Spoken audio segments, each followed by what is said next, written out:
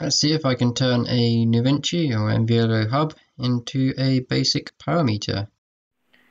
Going by the wear marks on the back of the traction ring, it looks like I need to allow for about 10mm of movement. I decided to put two sets of magnets onto the traction ring. Gives me two different spacing options. I did investigate how far apart I could put the magnets before this became non-linear.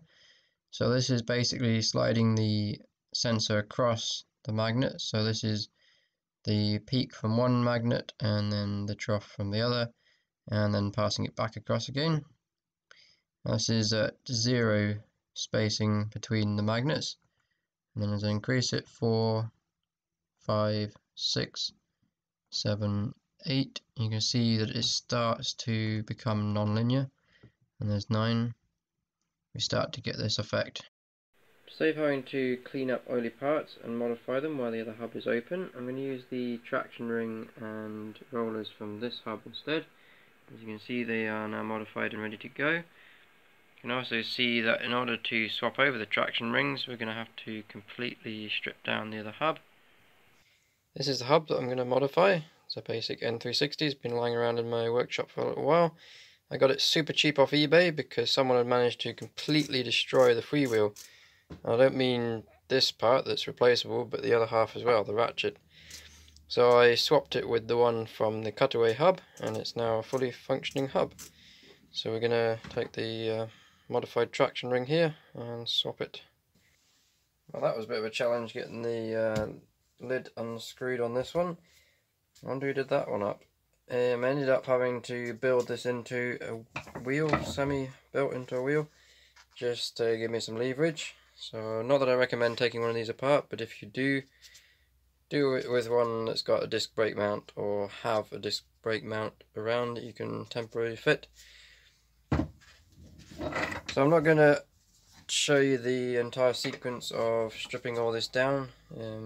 This is sold as a sealed for life unit, so they're a bit funny about showing the strip down procedure of it, and it's not what this video is about anyway, so I shall get back to you when it's done.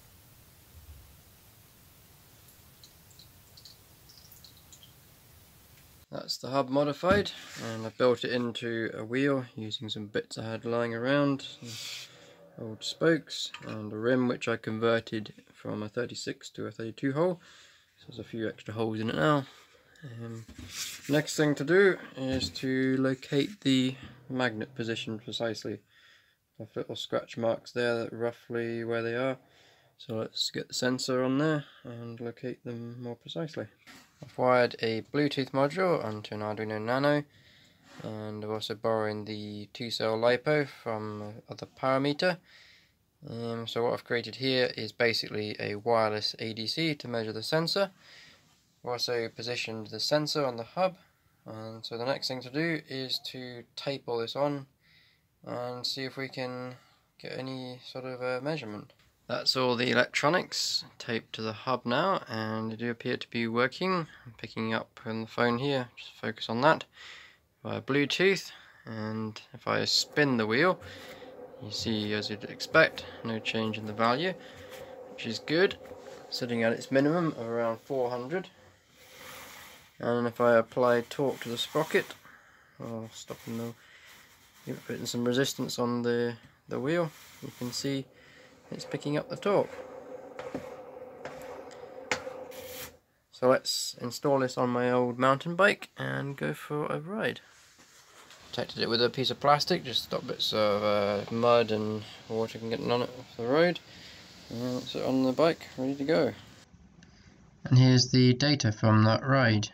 We're working with the ADC value here, so 400 is 0 torque, that's with one magnet underneath the sensor, and 600 is when the full torque and the other magnet is centered underneath the sensor. So at first glance this looks very promising, but out on the ride I could notice something going on once the speed increased and the ratio got above 1 to 1. something weird was happening. Let's have a look.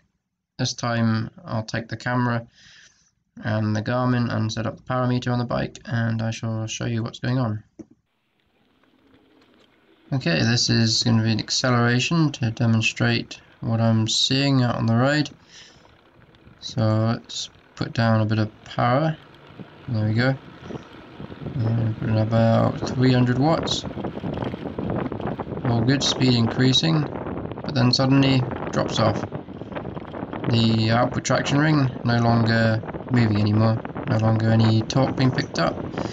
And we're just getting nothing, although the power is still fairly high. So now speed dropping back down again, still putting out some power, and you see it's starting to pick it up again as we drop below the 1-to-1 ratio. And here's some data from that ride that I filmed with the power meter. The red line here is the power data. We have speed in green. The blue-grey colour is the traction ring movement, representing approximately torque. And the red dots here is a moving average of 100 data points. So it looks very promising indeed.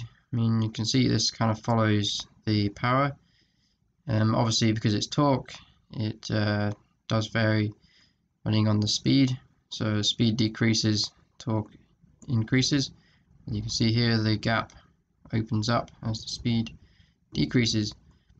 But of course, once the torque transfers across from the output to the input side, we see this drop off, and the output traction ring no longer takes up the responsibility of squishing the hub together to provide the traction.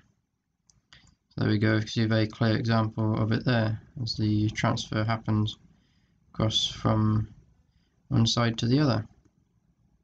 I recorded this data a couple of years ago now, where I got the automatic shifter to calculate the input torque in yellow, the output torque in light blue, using the power data here in orange-red color, and speed in dark blue and cadence in gray. One of the things that became obvious from this data was that the traction ring that's experiencing the highest torque depends on whether the hub ratio is set above or below 1-to-1. So here, for example, at low speed, the ratio will be, say, 0.5.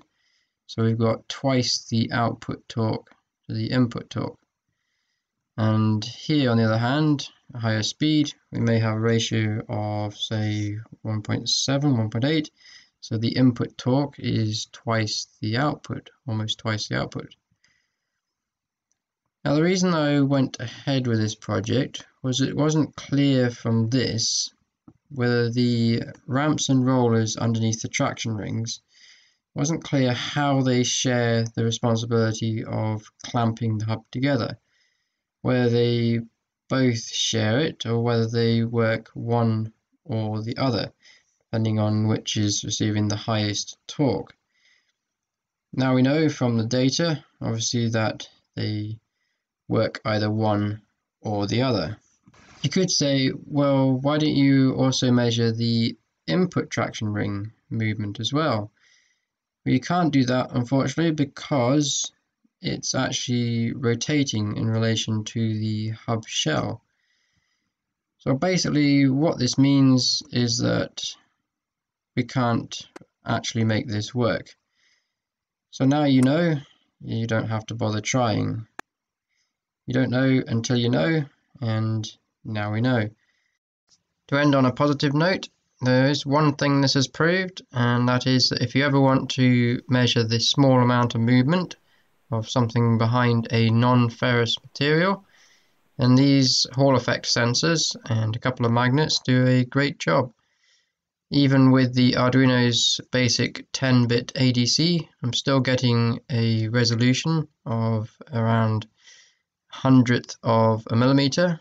Obviously there is a few hundredths of a millimeter of noise, but that can be dealt with. So there, hope that maybe is useful. And that's it for this video. Thank you for watching.